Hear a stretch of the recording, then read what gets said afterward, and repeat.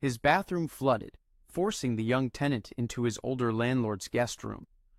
But when Serafina said, "You stayed for a reason," he knew it was about more than just a leaky pipe. The incessant drumming of the rain against the attic window had become a relentless soundtrack to Elias Thorne's solitary life in Oak Haven. For 3 days the sky had wept, turning the sprawling backyard oak into a weeping silhouette against the perpetually gray sky. Elias, 23 years old and still feeling the awkward edges of early adulthood, shivered despite the thick wool sweater clinging to his lean frame. 2 months in this city, 2 months since he'd traded the sterile, clinical environment of culinary school for the demanding, high-pressure kitchen of the Gilded Spoon Bistro. His attic apartment, a cramped space carved out of the eaves of an old Victorian house on Willow Creek Lane, was all his meager savings could afford. The landlord, Serafina Dubois, was a phantom of the hallways, a fleeting shadow he'd glimpsed only a handful of times. Dark hair, a serious countenance, an air of quiet self-possession that intrigued him even from a distance.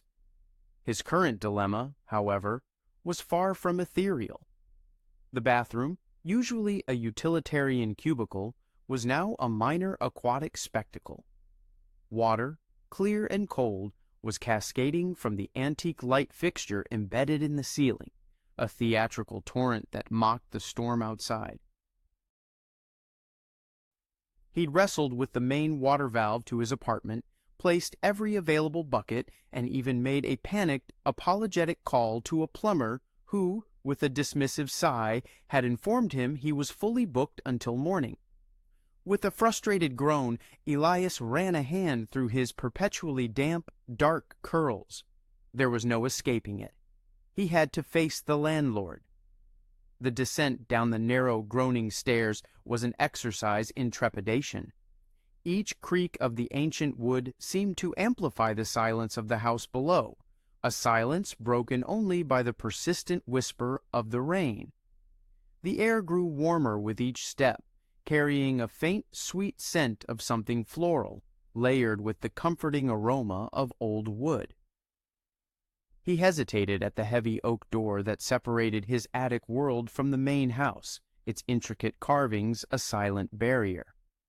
Taking a fortifying breath, he raised a fist and knocked, the sound resonating with an unexpected loudness in the quiet. No immediate response.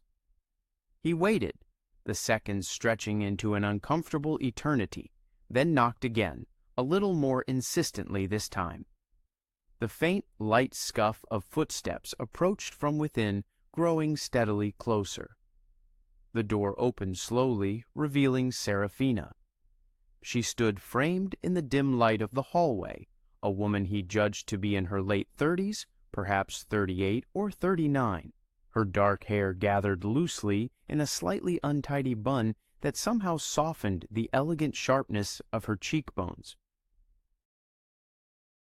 Her eyes, the color of rich dark amber, widened almost imperceptibly as they met his. She wore a simple, dark house dress, and a faint dusting of flour, like a forgotten kiss, smudged her left cheek, hinting at a recent quiet industry. "Elias?" Her voice was low, a little husky, carrying a subtle, almost imperceptible accent he couldn't quite place. It wasn't the crisp, modern tones of Oak Haven, nor the relaxed cadence of the rural areas he'd known. It was something older, perhaps European, lending an air of quiet mystery to her presence. "Ms. Dubois," he began, feeling a familiar flush creep up his neck, a telltale sign of his youthful awkwardness. "I'm terribly sorry to disturb you at this hour, but there's a rather significant problem with the apartment. The bathroom, it's flooding quite spectacularly." Her amber eyes, which had initially held a guarded wariness, now softened with a flicker of genuine concern. "Flooding? Oh, dear heavens, please come in, don't just stand there in the chill." She stepped aside, a small, graceful movement, and he entered a hallway that enveloped him in an immediate, welcoming warmth. The air was thick with the comforting aromas of freshly baked bread, and something herbaceous, vaguely reminiscent of rosemary or thyme. The walls were a gallery of sepia-toned antique photographs and delicate watercolors, a stark contrast to the slightly musty, Spartan functionality of his attic space. "Where precisely is the water originating from?"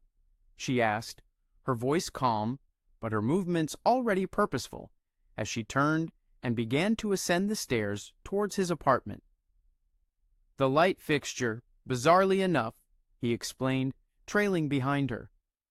"I've managed to shut off the main valve to the apartment itself, but it's still steadily dripping." She nodded, a thoughtful frown etched between her elegant brows. As they reached the small landing outside his door, she peered into the watery chaos of his bathroom. A small but steadily growing pool shimmered on the tiled floor, and the ornate, albeit now sodden ceiling light continued its unwavering cascade. She murmured, a soft, almost musical sound, her eyes sweeping across the water-stained ceiling. "This happened once before, many years ago. It's the old pipes hidden within the wall above. Usually it's a slow, insidious leak, not this deluge." She stepped carefully into the bathroom, her gaze still fixed upwards. Elias watched her, captivated by the delicate curve of her neck as she tilted her head back, a loose strand of dark hair escaping her bun and falling gently across her finely sculpted jawline. "I called a plumber," he offered, feeling a pang of uselessness. "But he can't make it until morning." She sighed, a soft exhalation that seemed to carry the weight of years. "Then the main water line to the entire house must be shut off. Not just your apartments. It's located in the basement." "Do you know where that is?" Elias shook his head, feeling a fresh wave of inadequacy. "No, I haven't ventured down there." "Right. Follow me then."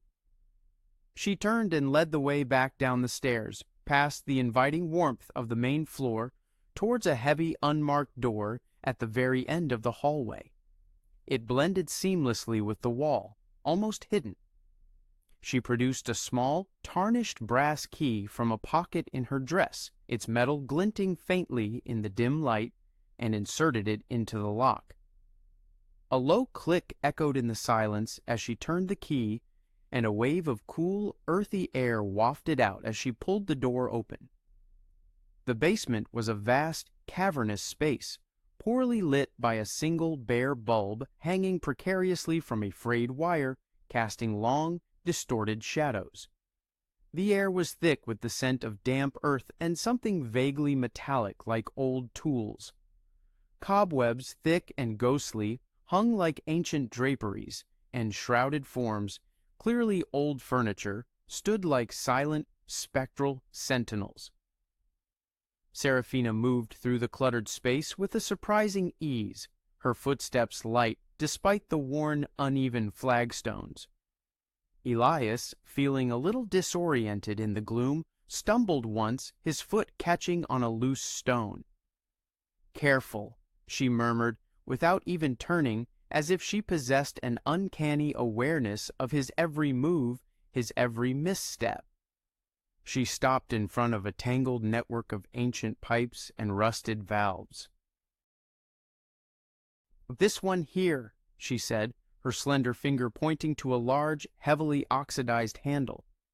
"Turn it counterclockwise, very slowly." Elias reached for the valve.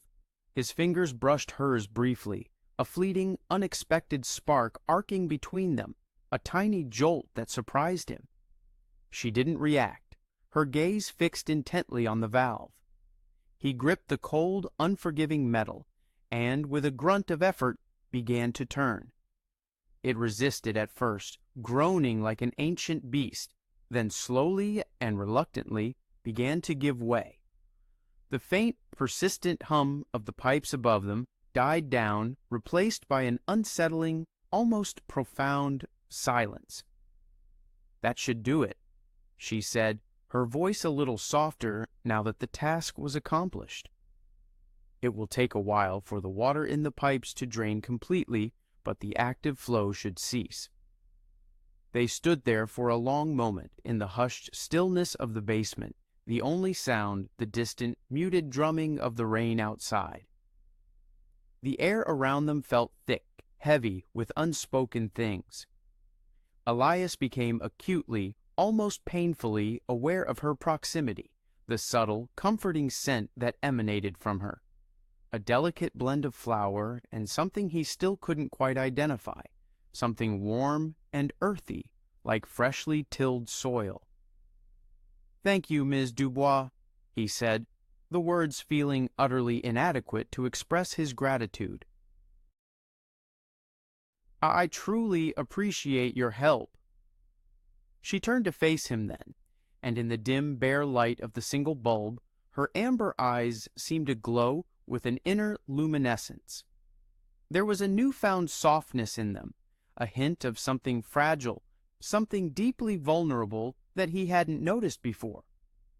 "It's Serafina, Elias," she corrected, her voice barely a whisper, a gentle correction that felt like an intimate revelation. "Please," he swallowed, a sudden lump forming in his throat. "Serafina," he repeated, the name feeling strange and unexpectedly intimate on his tongue, a fragile thing to be held with care. She gave a small, almost imperceptible nod, a slight inclination of her head. "It's quite late. You should endeavor to get some rest. We'll ensure the plumber is contacted first thing in the morning." She moved gracefully to close the heavy basement door, and he followed, feeling a strange, unexpected reluctance to leave the quiet, shadowed space. Back in the main hallway, the light seemed brighter, almost harsh after the dimness of the basement. She turned to him again, a faint, almost shy smile touching her lips. "I hope you can manage for the night. There's a small guest bathroom downstairs just off the kitchen if you find yourself in need. It's modest but perfectly functional." "Thank you, I will," he said, surprised by the thoughtful offer. He hadn't even considered the practicalities of a night without a working bathroom. "Good night, Elias," she said, her voice gentle, almost tender. "Good night, Serafina." He watched as she turned and walked towards the back of the house, her form disappearing gracefully into the deeper shadows. He stood there for a moment longer, the lingering scent of baked bread and those unknown flowers still hanging in the air, a peculiar sense of warmth spreading through him despite the cold dampness that clung to the world outside. He felt a strange, undeniable pull, a nascent curiosity about this enigmatic woman and her quiet world, a curiosity he hadn't known he possessed. You won't believe who took his side. This is just the start. It gets stronger.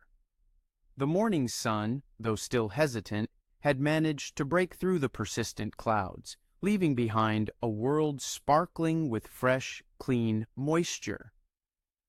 Elias, accustomed to the brutal hours of the Gilded Spoon kitchen, was already awake, having taken a surprisingly refreshing shower in the small, charming guest bathroom Serafina had offered. He'd noticed with a quiet appreciation a collection of antique botanical prints adorning the walls and a delicate vase holding a single vibrant yellow rose on the small vanity. The house remained steeped in a profound silence, and he moved with exaggerated care, trying not to disturb the stillness. When he returned to his attic apartment, the relentless dripping had mercifully ceased, leaving behind only a faint, damp, earthy smell. He surveyed the small spreading puddle on the floor, a resigned sigh escaping his lips. A cleanup operation was clearly in order. He knew, logically, he should call the plumber himself, but something held him back, a reluctance to shatter the quiet domesticity he'd experienced, however briefly, downstairs. He made his way back down the creaking stairs, intending to simply leave a polite note for Serafina, thanking her for her hospitality and informing her of his plans. But as he passed the kitchen, he heard the faint, rhythmic clatter of ceramic and the gentle, almost comforting hum of a kettle nearing its boil. The kitchen door was slightly ajar, a tantalizing sliver of warm, inviting light spilling into the otherwise dim hallway. He hesitated, then, with a quiet resolve he hadn't known he possessed, pushed the door open a fraction wider.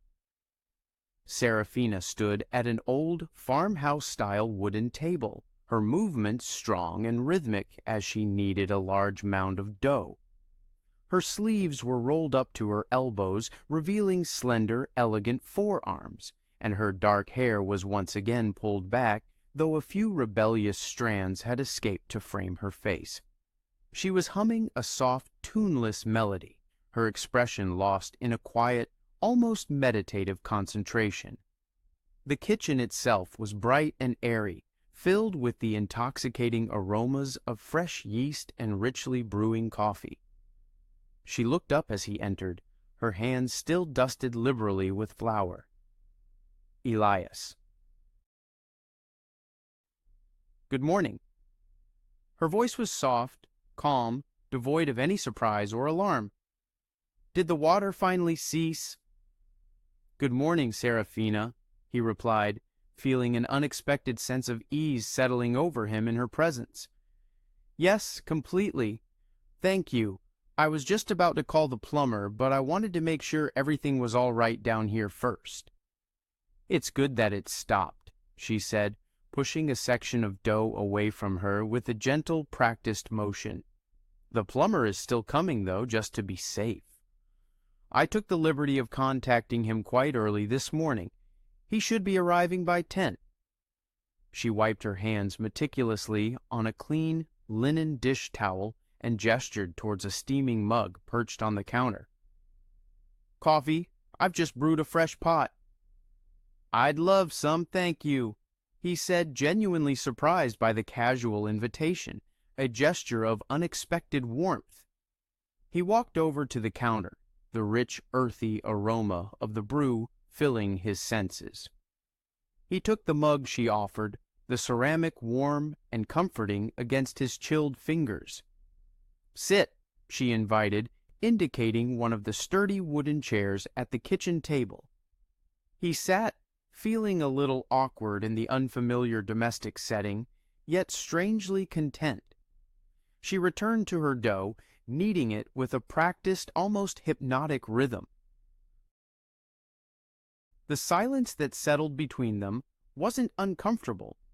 It was simply present, punctuated only by the soft, rhythmic thud of her hands against the dough and the occasional, delicate clink of crockery. "You're a chef, aren't you?" she asked, her voice calm and even, without looking up. He nodded, a small smile playing on his lips. "An apprentice, yes, at the Gilded Spoon." "Ah, a truly wonderful establishment," she mused, a faint smile gracing her lips. "I hear tell they create the most exquisite lemon tarts." "They certainly do," he agreed, taking another sip of his coffee. It was strong, rich, and deeply satisfying, precisely what he needed after a restless night. "I'm still very much learning the ropes, of course. Lots of grueling hours and the perpetual scrubbing of pots." She chuckled, a low melodic sound that held a surprising warmth. "Every master, Elias, begins with the most fundamental of basics. My mother always imparted that wisdom." "You bake a great deal, then?" he asked, gesturing vaguely towards the dough she was expertly manipulating. "Yes," she said, her voice softening perceptibly. "It's a profound comfort, a way to fashion something tangible, something that nourishes not only the body, but the spirit." She glanced up at him, her amber eyes holding a flicker of something he couldn't quite decipher. Perhaps a touch of an old, lingering sadness or a deep, quiet resolve. Do you find joy in the act of cooking? More than anything, he confessed, finding himself opening up to her in a way he hadn't anticipated, a surprising willingness to share. It's like a language, almost. You can express so much, convey so many emotions, without uttering a single word. And when someone truly, genuinely enjoys what you've created, it's the most fulfilling feeling imaginable. She nodded slowly, a quiet understanding dawning in her eyes. I comprehend that entirely. To provide pleasure through creation, it is indeed a noble pursuit. She paused, then, you appear remarkably dedicated. It's not often one encounters such focus in young men these days. A blush warmed his cheeks, a familiar surge of youthful embarrassment. I suppose I am. I've always harbored this dream. My family, they weren't exactly supportive, you see. They desperately wished for me to enter the world of business, something they deemed more stable. He immediately regretted sharing so much, feeling suddenly exposed, vulnerable. But Serafina simply continued kneading the dough, her gaze steady, unwavering. Stability is often a deceptive illusion, Elias. True stability, the kind that endures, originates from within, from discerning what you genuinely desire and pursuing it with the entirety of your heart and soul. Her words were gentle, yet they carried an unexpected weight, a quiet authority born of experience. He looked at her then, truly looked at her, for the first time since he'd known her. The faint lines around her eyes, subtle but undeniably present, spoke of a life lived, of experience, perhaps even of quiet hardship. Her hands, though strong and capable, were slender, her fingers long and elegant. There was an undeniable air of quiet solitude about her, a self-contained grace that drew him in, a profound sense of self-sufficiency that felt both comforting and a little intimidating.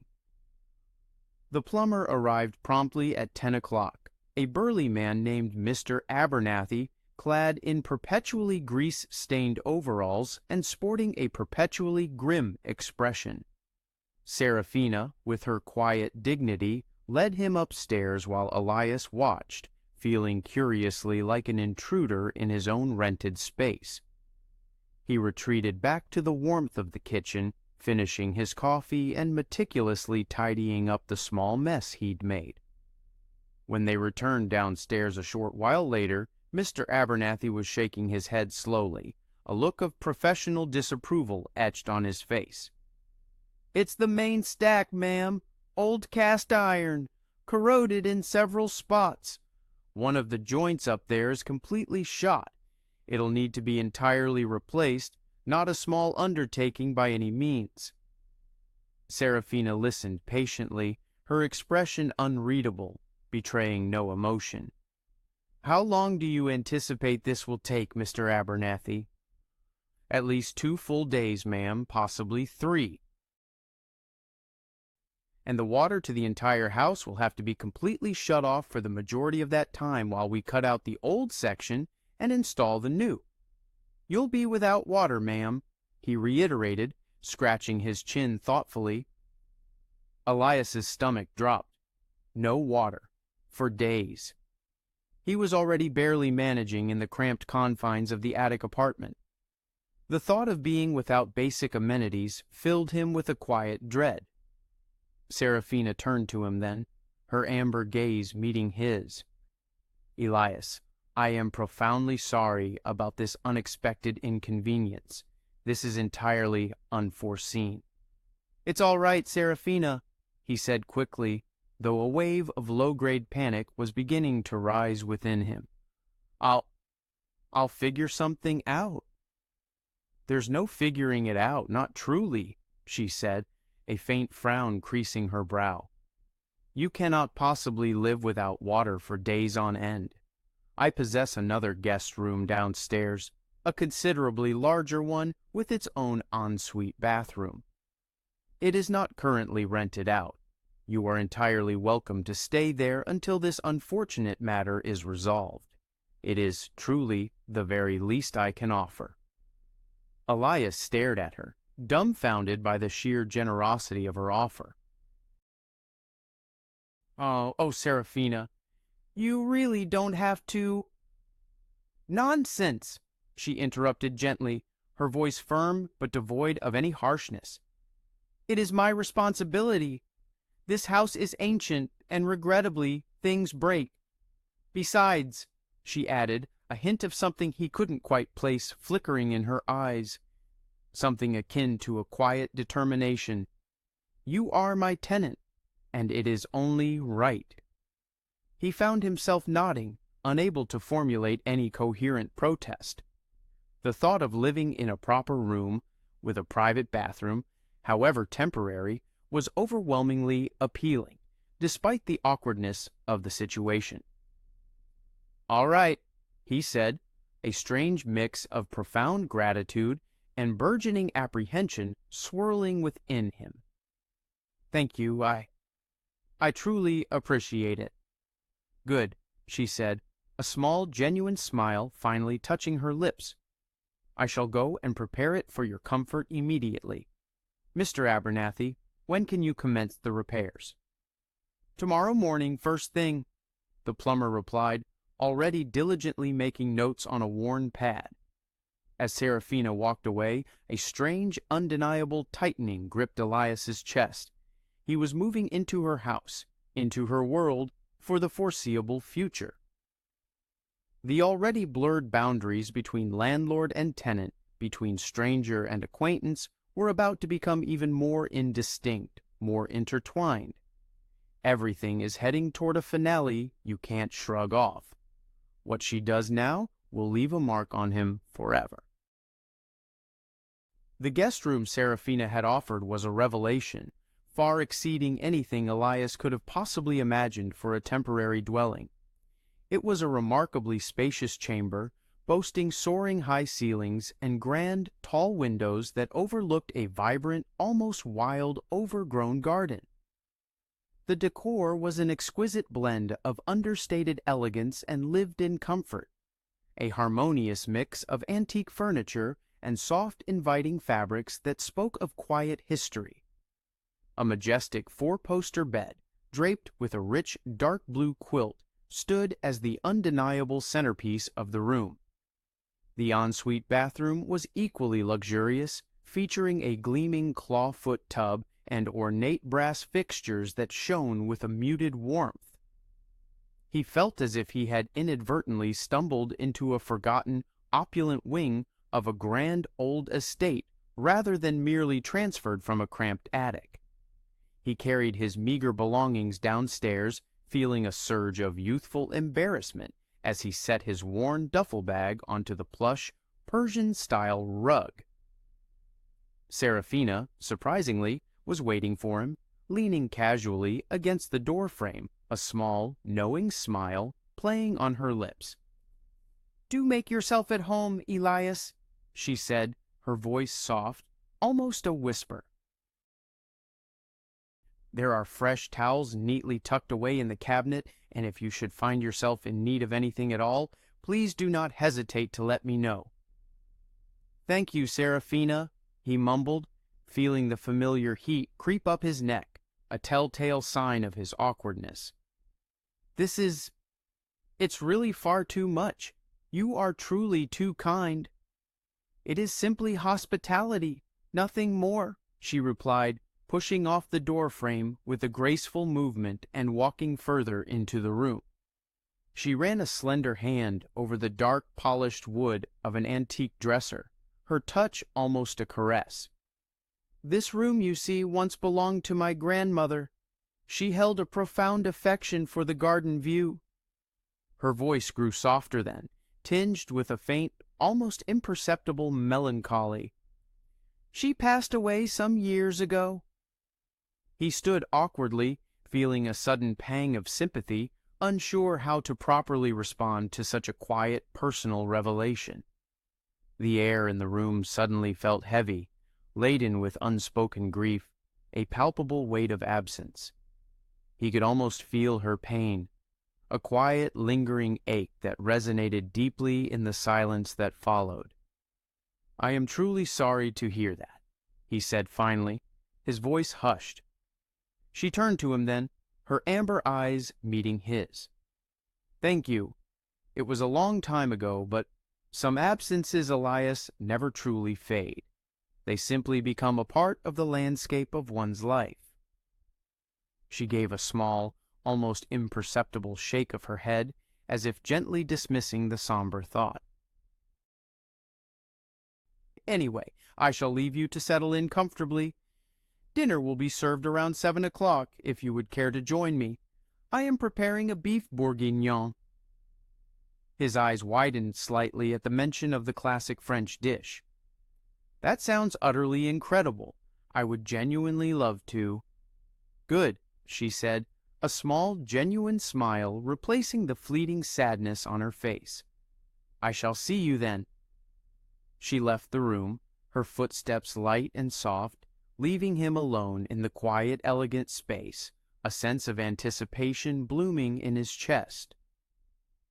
The next 2 days unfolded in a blur of unfamiliar yet surprisingly comforting domesticity. Mr. Abernathy and his assistant worked diligently on the damaged pipes, their hammering and occasional shouted instructions echoing through the old house, a constant industrial counterpoint to the quiet rhythm of their days. Elias spent his mornings at the Gilded Spoon, immersed in the demanding, sometimes chaotic, world of a professional kitchen.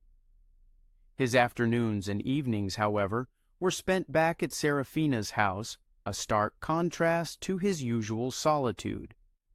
He ate dinner with her each night at the large formal dining table, a grand, polished expanse that usually seemed reserved for special occasions but was now filled with the unexpected warmth of shared meals, of quiet conversation, and the clinking of cutlery. They talked hesitantly at first, the words sometimes stumbling, but then with an increasing ease that surprised them both. He learned about her deep love for old leather-bound books, her meticulous passion for gardening, and the quiet, almost monastic rhythm of her life in the old house. She spoke of her grandmother with a profound, almost reverent affection, and he gathered that Seraphina had lived in this house for the majority of her life, inheriting it after her parents had passed away many years ago. He found himself drawn to her quiet strength, the way she carried her solitude with a grace that was both compelling and at times heartbreaking.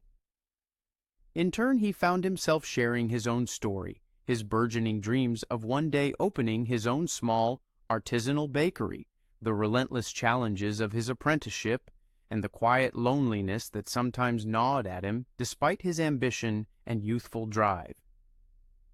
One evening, after finishing a particularly exquisite apple tart she'd baked, its flaky crust still warm and fragrant, they were sitting in the dimly lit living room. The only light in the room emanated from a single, ornate table lamp and the warm, flickering glow of the embers in the ancient fireplace. The rain had returned, a gentle, insistent patter against the window panes, creating a soothing rhythm. A classical music piece, something tender and profoundly melancholic, played softly from an old, crackling record player, its melody weaving itself into the quiet atmosphere. "You know," Seraphina said, her voice barely a whisper, almost lost in the soft music and the rain. "When you first appeared at my door, dripping wet and looking utterly forlorn, I confess I thought, oh, just another tenant, another temporary presence in this old, silent house. Nothing more."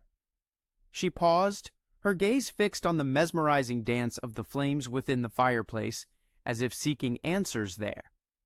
"But you, Elias, you are different." He felt a sudden, inexplicable tightening in his chest, a jolt that ran like an electric current through his entire body. He couldn't bring himself to look at her, his own gaze fixed intently on the hypnotic movements of the fire.